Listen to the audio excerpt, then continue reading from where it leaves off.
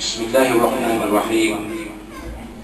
Alhamdulillahi rabbil alamin wa bihi nasta'in ala umuri dunya waddin. Nastaghfiruhu wa nastahdihi wa natubu ilayhi wa natawakkalu alayhi. Wa na'udzu bihi min shururi anfusina wa min sayyiati a'malina. Man yahdihillahu fala mudilla lahu wa huwal muhtadi. وما يضلل فلن تجد له وليا مرشدا ولا هاديا له. أشهد أن لا إله إلا الله وحده لا شريك له وأشهد أن سيدنا محمدا عبده ورسوله. اللهم صل وسلم وبارك على هذا النبي الكريم سيدنا وحبيبنا وشفيعنا وزورنا ومولانا محمد المصطفى وعلى آله وصحبه ومن دعا بدعوته وتمسك بسنته وجاهد في سبيل الله إلى يوم الدين. رب اشرح لي صدري ويسر لي أمري واحلل عقدة من لساني يفقهوا قولي. سبحانك لا علم لنا إلا ما علمتنا إنك أنت العليم الحكيم ولا حول ولا قوة إلا بالله العلي العظيم. اللهم افتح علينا حكمتك وانشر علينا من خزائن رحمتك يا أرحم الراحمين. اللهم أرنا الحق حقا وارزقنا اتباعه وأرنا الباطل باطلا وارزقنا اجتنابه. قال الله سبحانه وتعالى في كتابه العزيز أعوذ بالله من الشيطان الرجيم واتقوا يوما ترجعون فيه إلى الله ثم توفى كل نفس ما كسبت وهم لا يظلمون. صدق الله العظيم.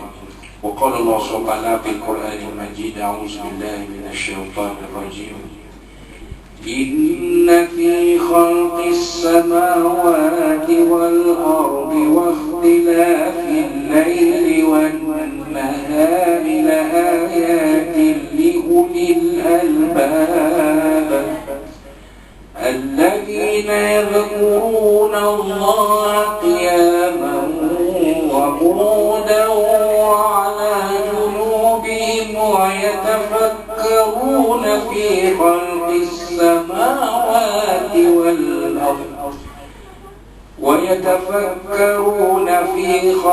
السماوات والأرض ربنا ما خلقت هذا باطلا سبحانك فقنا عذاب النار. صدق الله العظيم.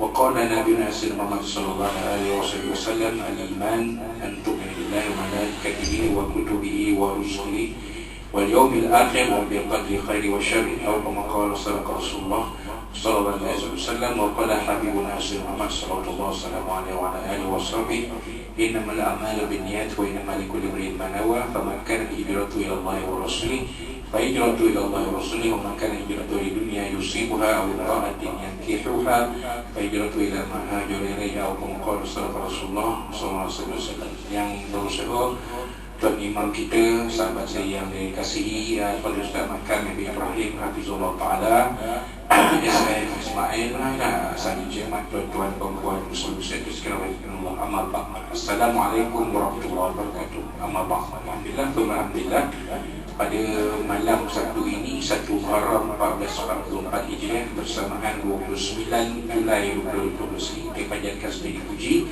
dan syukur kita kepada Allah SWT telah menyempurnakan bacaan doa akhir tahun dan doa awal tahun, ya.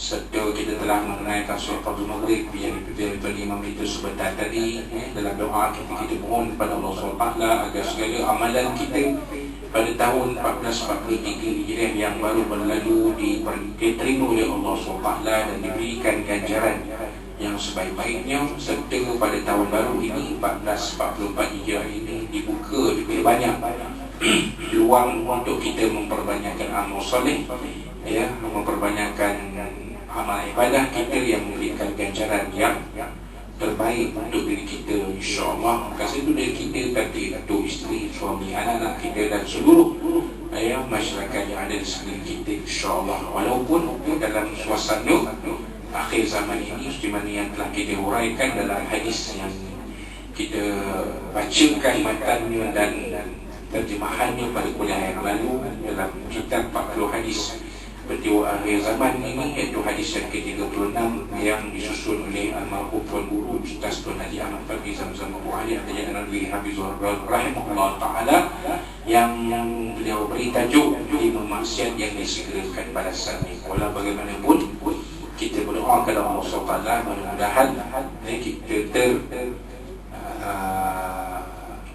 terhindar dari 5 perkara yang disebut oleh Nabi sallallahu alaihi wasallam dalam hadis yang panjang ini yang telah kita syarahkan maknanya pada kuliah yang lalu. Maka pada kali ini kita akan menguraikan apa yang diterangkan oleh almarhum Tuan Guru penyusun kitab ini berkaitan hadis yang disebut oleh Nabi, yang disabdakan oleh Nabi sallallahu alaihi wasallam, iaitu hadis yang dibacakan di kuliah yang lalu ini panjang. Kalau kita ulang balik terlalu panjang, macam kita patah balik tapi nanti kita akan sebut tang mana yang disuruh Nabi SAW. Iaitu hadis di atas menerangkan bahawa pertama penyakit ta'un dan is adalah berpunca dari banyak berlaku perzinahan, di mana Nabi SAW bersabda dalam sebuah hadis yang kita baca pada kuliah yang lalu, lam tazharil fahishatu fi qaumin qattu hatta yu'linu biha illa fasha fihi al-ta'un wal awja'u allati lam takun madat fi aslafihim alladhi la madaw.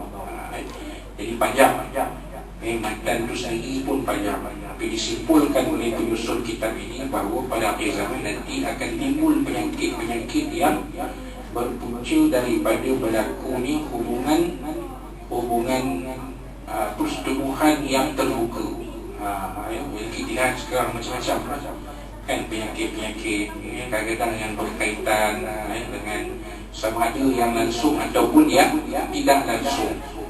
Banyak kita lihat macam-macam tuan, macam-macam benda yang menimpa kita tuan pada pada masa ini, dan disebabkan berlakunya maksiat yang tidak terkawal. Kita cuba kawal.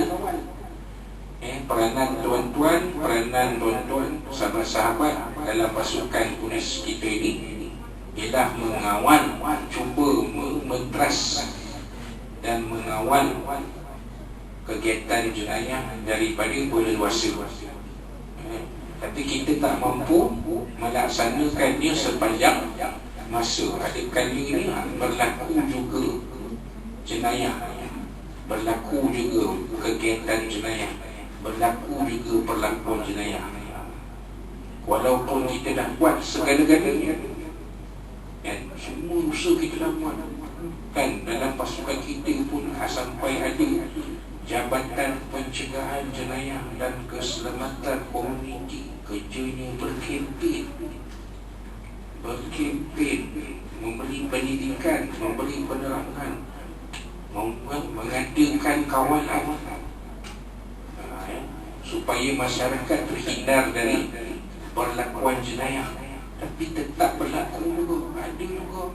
Ada juga orang mencuri, ada juga orang merompak, ada juga orang yang ada juga orang mengambil dadah, ada juga orang mengambil bahan terlarang, ada juga orang melakukan perzinahan, melakukan hubungan seks bebas, melakukan perlakuan rogol macam baru ni di tempat kita kan, di tempat lain kita ni 5-6 orang remaja lelaki mengkendurikan seorang remaja perempuan.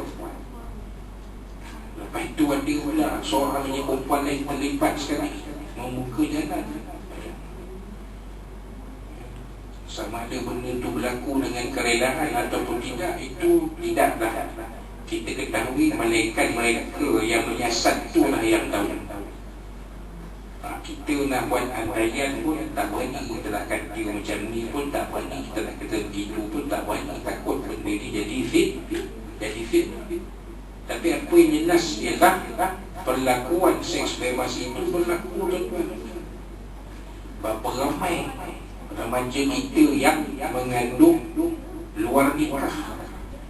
Itu belum sebut remaja bawah umur. Remaja yang cukup umur pun banyak yang tercubur dalam keadaan mengandung luar nikah. Kita lihat ada tempat-tempat yang tertentu yang menjaga gantian perempuan yang mengandung luar nikah sampailah mereka melahirkan anak di Lumpur. Ada diuruskan oleh Majlis Agama Islam Wilayah Persekutuan. Di Perak ni rasanya tak ada. Tapi kalau di Kuala Lumpur tu ada. Pusat perlindungan gadis remaja ada. Yang paling dekat kita di Batu Gajah. Gadis-gadis remaja yang terlibat dalam perlakuan tidak bermoral ditempatkan di situ, diberi pendidikan, dijauhkan daripada perlakuan tidak bermoral. Itu pun kadang jadi juga. Maka apa yang Nabi SAW sebut dalam hadis ini benarlah. Sabda baginda SAW bahawa pada akhir zaman akan berlaku tersebarnya penyakit-penyakit berbahaya yang berpunca daripada banyaknya berlaku perzinahan. Maka yang kedua Nabi SAW sebut yang disimpulkan oleh penyusun kitab ini adalah kesukaran mencari rezeki dan kezaliman pimpinan adalah berpunca daripada rakyat yang mengurangkan sukatan dan timbangan. Apa yang Nabi sebut, walam yang usul mikyala wal mizan idza ughidhu bisinina wa shiddatil mu'nati wa juri syai wa juri sultani alaihim. Apa kata Nabi SAW? Itulah yang disimpulkan. Maknanya keadaan sukar sekarang kita lihat harga barang lain. Hari ini lagu lain, esok lagu lain. Dan semuanya ubah-ubah. Kita mau pening, kadang-kadang kita mau pening tengok macam mana belinya. Kan? Kakak yang membeli belah di pasar, pergi ke pasar tengok macam mana ni harga minggu lepas harga lain, minggu ni dah lain. Gaji sama je, bawa dia RM50. Tak ada minggu ni RM50, minggu depan RM100, minggu lagi satu RM200, minggu lagi satu RM400. Kan? Tapi orang tu ubah-ubah. Kalau semakin turun tak apa, makin naik nampak ni. Yang turun hujan dia dapat. Kalau hujan pun naik, tak besok lusa kiamat lah. Takat-takat yang kita tengok ni saya ni hujan turun, alhamdulillah. Bila hujan dia turun di ke bawah ni tak kata. Tapi yang habis semua naik, habis semua naik. Hujan naik pun naik harga. Parah. Kan kita lihat pemimpin masyarakat seolah-olahnya tidak peka kepada apa yang sedang berlaku. Ini tuan-tuan tengok liling lah. Kalau kita nak ulas panjang-panjang pun dah terang lagi usul, tak payah ulas panjang-panjang. Kita nampak benda remeh-remeh yang disebut kepala botak pergi. Patutnya tempat kita bersidang itulah kita membincangkan tentang masalah rakyat, masalah masyarakat. Berapa ramai yang tak ada pekerjaan, berapa ramai yang tercicir persekolahan. Dikatakan 70% pelajar-pelajar yang mengambil SPM, lepas SPM tak nak belajar lagi. 70% tuan-tuan. Mana kata kalau 10 orang belajar sekolah menengah, 7 sampai SPM saja. 7 sampai SPM, lepas SPM tak nak belajar. Apa alasan kalau belajar tinggi-tinggi pun so ada ijazah pun tak ada kerja. SPM cukup lah. Lepas SPM ada lesen motor, boleh bawa pun pandang. Bila orang buat brand, boleh kerja mana-mana. Sekarang bawa Grab food panda pun 2,000, 3,000 sebulan. Kan? Yang kita belajar 10,000 pinjam sana, pinjam sini, habis belajar kerja pun tak ada. Penyudahnya bawa motor jadi food panda juga. Baik tak payah belajar, SPM cukup lah. Tahu menulis, tahu baca, tahu kira, dah lah. Nampak tak tuan? Patutnya di situlah tempat kita bincang masalah-masalah dalam masyarakat kita ni. Tidak berlaku benda tu. Ni yang Nabi SAW sebut. Kenapa tuan-tuan? Kerana ada di kalangan kita yang bila bekerja, kita tidak amanah kepada tugas kita, kepada pekerjaan kita. Peniaga tidak amanah sebagai peniaga. Kalau peniaga tu kira nak menipu je. Ni Nabi sebut. Kalau peniaga tu nak menipu je, cari jalan macam mana nak menipu pelanggan. Tipu timbang ke, tipu sukat ke, tipu kualiti barang ke. Ni bila punya ni, semalam ke ini, hari ni, wah semalam ni goreng balik. Pasal malam kan, ni goreng, kerja goreng tu tengok, macam sedap ni. Kita pun tanya, ni hari ni ke semalam ni, hari ni je. Wah semalam punya, semalam punya lebih, dia campur dengan hari ni punya, dia gaul-gaulkan. Jadi nampak semua macam hari ni punya, ini berlaku tuan. Maka kesan dia macam kita kata tadi, maksudnya impaknya, kesannya dirasai oleh semua daripada atas sampai ke bawah. Jangan kata mereka duduk di atas tu dengan keadaan mereka yang mewah, dengan hidup mereka yang mewah, dengan duit mereka yang banyak, mereka tidak merasai kesan dia. Tunggulah saat dan ketikanya. Itu sudah berlaku di negara-negara luar. Tengok rakyat yang mana pergi kepuk rumah pemimpin lari. Kenapa? Kerana rakyat sudah hilang kesabaran. Itu di luar negara Malaysia tak jadilah. Kita nak sampai tahu itu. Tetapi mereka yang di atas perlu melihat kepada kita di bawah. Perlu masyarakat, perlu dididik mengenal erti jujur dan amanah dalam kehidupan. Ni si nak menipu je kerja. Peniaga menipu pelanggan. Banyak berlaku tuan-tuan. Kan asyik menipu je. Kalau bercakap tu lembut gigi dari lidah. Tu perumpamaan. Macam mana boleh digigit lembut dari lidah tu? Kita keren. Lidah tu lembut, tapi macam ni kaki lembut, lebih lembut dari lidah. Mana kita bercakap tu nak memperdayakan orang, nak menipu orang. Ini yang diperangi oleh kita sekarang. Dalam pasukan kita ni anti-scam.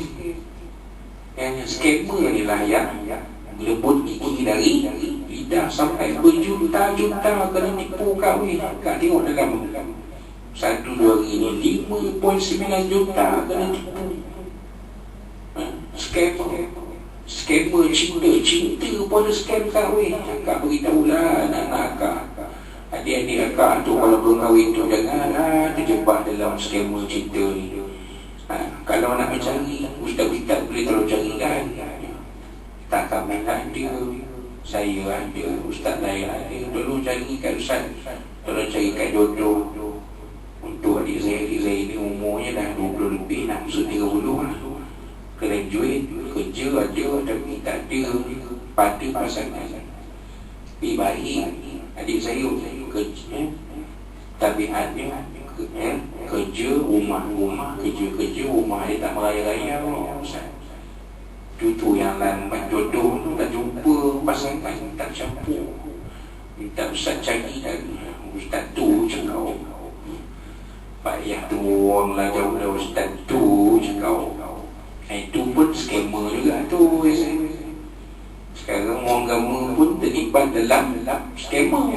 Bukan orang agama macam kami tidak. Tapi maknanya dia lah. Macam baru ni kes rogol perempuan remaja umur 14 tahun. Itu adalah salah satu bentuk skema. Kan? Orang agama menipu orang awam. Mula-mula bertanya soal agama perempuan. Mula-mula kenal itu tanya ustaz, saya ada kemusykilan. Remaja perempuan umur 14 tahun tanya ustaz remaja besar-besar ni abang-abang umur 20 tahun, pertengahan 20-an, awal 20-an. Katanya ustaz umur 20-an. Tak tahulah ustaz ke ustaz ke tak tahulah saya. Dia benar dia ustaz. Nak cuba lawan Imam Syafi'i. Imam Syafi'i umur 15 dah jadi mufti. Dia umur bawah umur 20-an dah jadi ustaz. Ustaz TikTok. Jadi orang tanya ustaz, saya ada kemusykilan. Mula tu akhirnya jadi skema agama. Ni bahaya lah tuan. Maka berlakulah wahara macam kita lihat sekarang tuan. Itu yang Nabi sebut. Maka impak dia, kesan dia kepada orang yang benar-benar jujur dalam kehidupan. Ustaz yang benar-benar jujur pun kena tepiah. Kata ustaz itu super ya. Jangan percaya. Sekarang ustaz banyak skema. Ustaz ni pun nampak gigi tak ada. Kebutut sakit dan bibir tak ada. Tu pun kalau dapat tu tengok. Jangan percaya lah. Nampak je jumpa dia. Kan percaya. Sekarang wahal kita ni kan menyampaikan ilmu tu tak mengharapkan apa-apa. In ajran illa Allah. Kita menyampaikan ilmu tak mengharapkan apa-apa pun melainkan jajaran dari Allah SWT dan pertolongan dari Allah SWT. Kita Allah Ta'ala urahkan rezeki. Dikala akhir zaman ini ramainya penunggang agama. Ramai kena dekat kita tuan. Orang tak percaya kita. Wallahualam. Kemudian yang ketiga kata almarhum Tuan Guru, kemarau panjang adalah berpunca dari tidak mengeluarkan zakat. Apa dia tuan-tuan matan hadisnya? Walam yamna'u zakat amwalihim illa muni'ul qatra minas sama'i walau lal baha'im lam yumtur. Apa dia tuan-tuan? Kemarau panjang berpunca dari tidak mengeluarkan zakat. Zakat diremehkan. Zakat diremehkan. Zakat dipandang ringan. Kita dah keluar zakat. Tiap-tiap tahun keluar zakat. Tiap-tiap tahun bayar zakat bulan puasa. Itu zakat fitrah. Zakat fitrah memanglah wajib dikeluarkan tiap tahun pada bulan Ramadan sampailah pagi raya. Itu zakat fitrah, zakat tubuh badan. Ni zakat yang lain. Zakat harta, zakat emas. Kita cerita minggu lepas tu habis cerita kan. Tapi cerita tak langsung, tetapi lebih tekan kepada infak. Kan kita menginfakkan sebagian harta kita kepada yatim, dan yatim akan salurkan bagi kepada mereka yang memerlukan dalam masyarakat Islam kita. Tapi sebenarnya itu adalah infak, itu adalah infak sunnah. Yang wajib adalah zakat. Zakat adalah sedekah wajib. Jadi akak di belakang, kalau akak simpan barang kemeh dalam kotak tu, pergilah bawa ke pejabat agama, minta tolong kira. Kena zakat ke tak? Kalau kena zakat, kena bayar kan 2,5%. 2,5% kena bayar. Jadi kena mengelak. Ada cara dia. Bukan adil jahat. Bukan saya mengajar jahat tak. Jadi kalau tak nak bayar, kita rasa berat nak bayar, ada cara dia. Pakailah bang komen tu semua kat badan. Tak kena bayar. Jadi kalau kita simpanlah kotak sampai setahun tak pakai, cukup setahun kita kena kira berapa. Kalau cukup nisab, berapa kena bayar zakat? 1/40, 2,5%. Begitu juga zakat pendapatan kita, kan? Dan yang lain-lainnya, mana lain pun kena juga. Bila kita meremehkan benda itu, maka kata Nabi SAW, akan berlakulah kemarau panjang. Dalam konteks sekarang ni, berlakulah keadaan cuaca yang tidak menentu. Kejap hujan, kejap panas, kejap hujan, kejap panas, kejap hujan, kejap panas. Hujan seminggu, lepas tu panas 2 minggu, lepas tu hujan balik seminggu, tak menentu.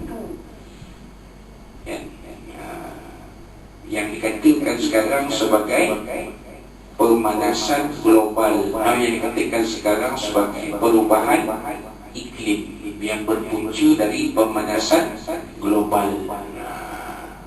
Tapi kata Nabi di sini, berlaku hasil dari perbuatan manusia yang zalim terhadap diri mereka, harta benda mereka, alam sekitar di sekeliling mereka. Maka jadilah apa yang kita lihat sekarang. Kan sebaik kawasan kita ni bukan kawasan rendah yang terdedah kepada banjir. Kalau tak letih, kan? Bayangkan kita duduk di atas, kita tenggelam kat bawah. Macam memang kita selamat kat atas, tapi kita tenggelam kat bawah. Bila hujan lebat ni, kita dah susah hati. Alamak, tak kena gaya banjir. Itu kata Nabi SAW. Yang ketiga. Yang keempat, kemampuan musuh mengambil sebahagian dari apa yang dimiliki oleh kaum muslimin, yakni seperti hilangnya tanah Palestin dari tangan kaum muslimin, adalah berpunca daripada mereka menghayati janji mereka pada Allah SWT. Apa yang Nabi sebut di sini, walam yang udu ahdallahi wa ahda rasulihi illa sallallahu alaihim aduwan min ghairihim fa'aqadu ba'da ma fi aydihim. Itu dia tuan-tuan.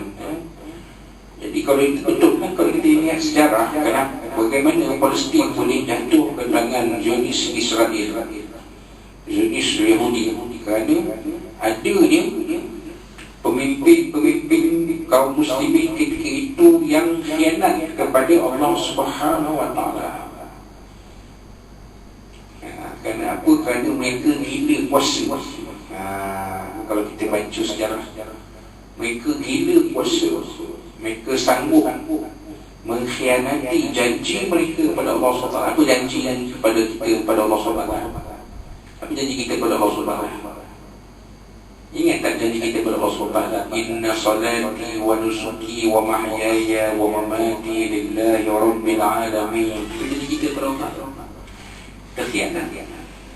Semayang tu semayang lah, ibadah tu ibadah dah, hidup tu kan. Mati tu tak jumpa lagi mati. Hidup tu kita dah dalam kehidupan, kita dah khianat pada Allah SWT. Kita dah mengkhianati sesama orang Islam, sesama muslimin. Kerana kita gila dan mabuk puasa. Akhirnya terlepaslah dari kita bumi suci Palestin yang sampai hari ini, tuan-tuan, perempuan sekalian, hampir 80 tahun terlucut dari tangan kaum muslimin tanah suci Palestin, Baitul Maqdis, Masjidil Aqsa dan kawasan di sekeliling, alladzi barakna haulahu. Allah sebut dalam Quran ayat pertama surah Isra, alladzi barakna haulahu.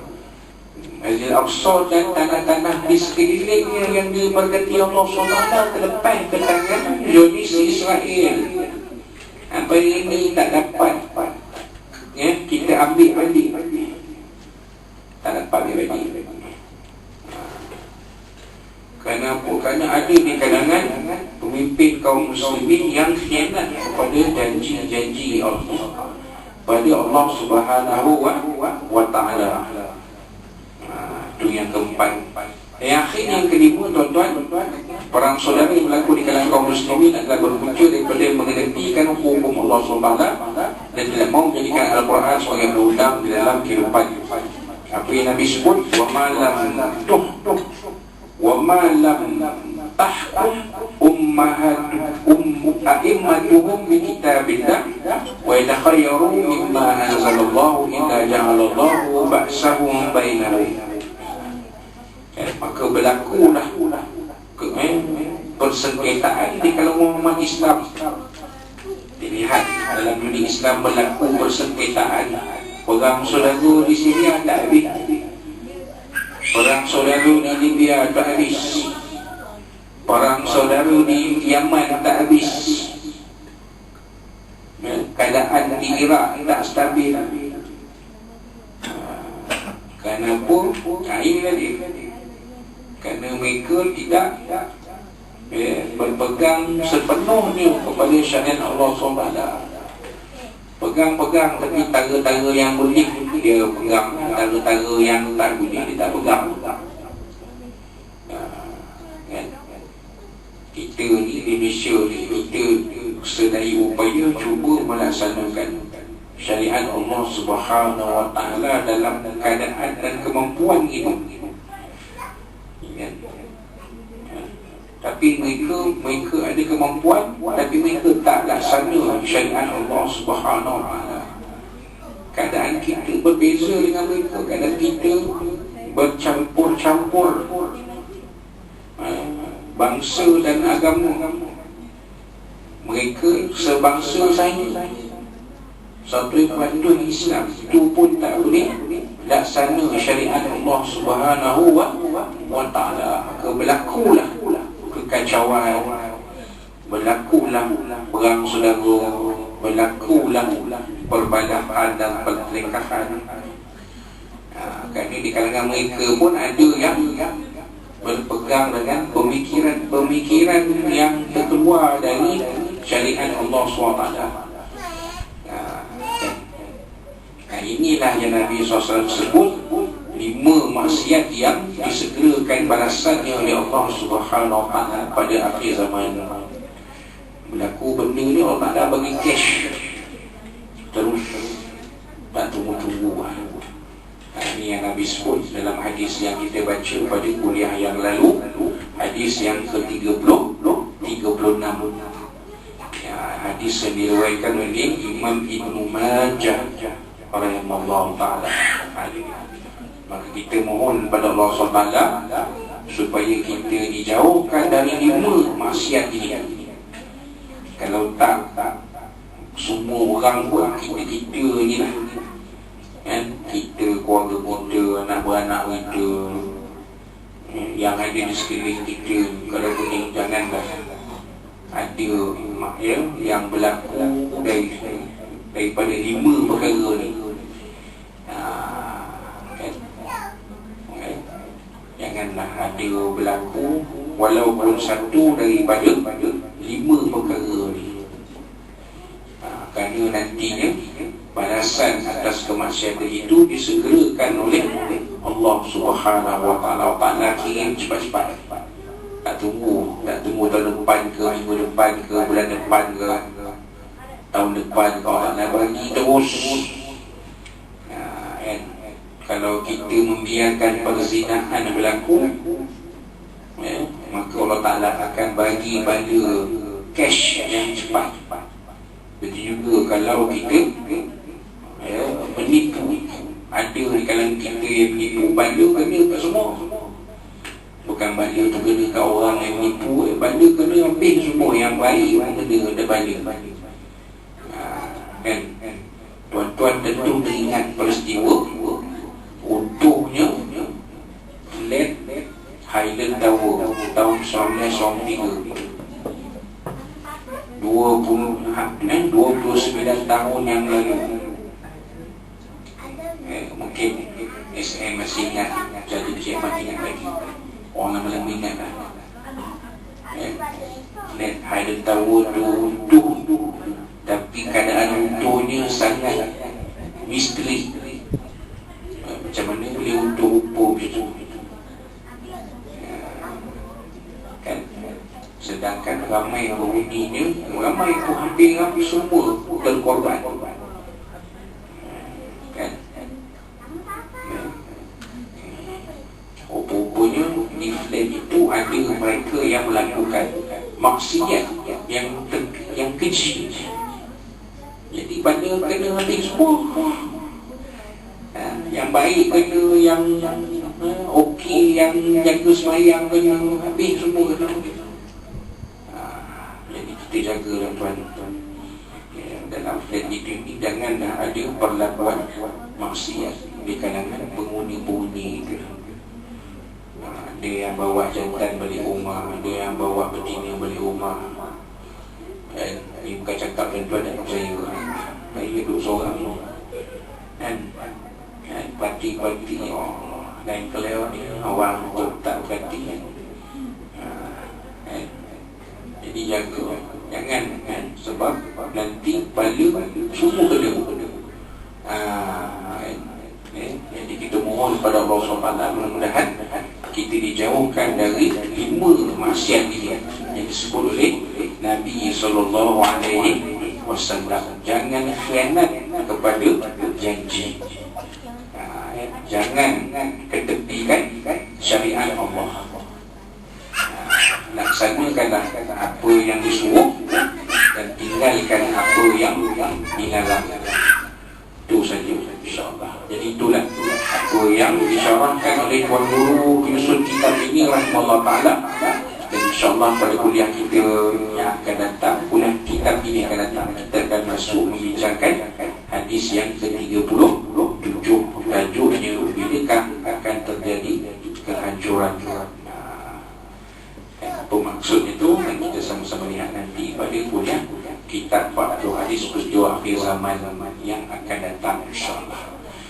Di habis kita bincangkan hadis yang ke-36 dan insya-Allah kita sambung dengan hadis yang ke-37. Izin Allah SWT. Itulah saja untuk malam ini. Mudah-mudahan apa yang sempat kita kongsikan pada malam ini dan manfaat untuk kita bersama boleh dijadikan paduan kepada kita bagi kita rahmati berkati Allah SWT. Ini lebih semua yang kita akan bagi dunia sebagai akhirat.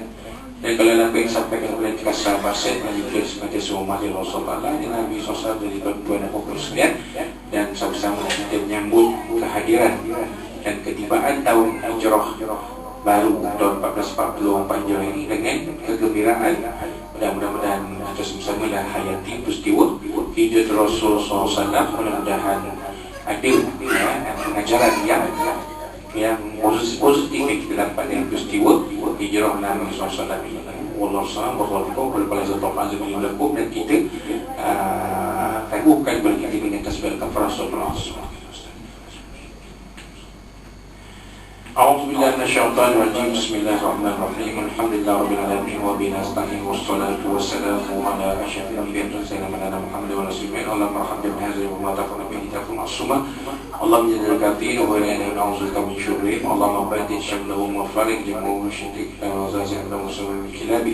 يا قحال يا جبار التقوى يا الله يا الله يا الله. اللهم يمسك الكتاب من درسه والعزم يزيم وصلنا من المساجد الرحمن الرحيم. ربنا زين وفقنا يا أكرم كربانتنا في نياسا في الأرض يا سلام. ربنا عليك توكلنا وإلينا إليك المصير. ربنا تقبل منا دعانا وسلنا وجننا ولقانا وعملك هذه الليلة المباركة، ليلة المباركة الأولى من شهر محرم المبارك في هذه السنة الجديدة في الحجرة. لك السميع عليم تعالى وليلة مباركة وفيها سنة وفيها سلام وفي دعوانا الحمد لله رب العالمين. تقبل الله منكم بنا بكتب التوفيق. السلام عليكم ورحمة الله وبركاته.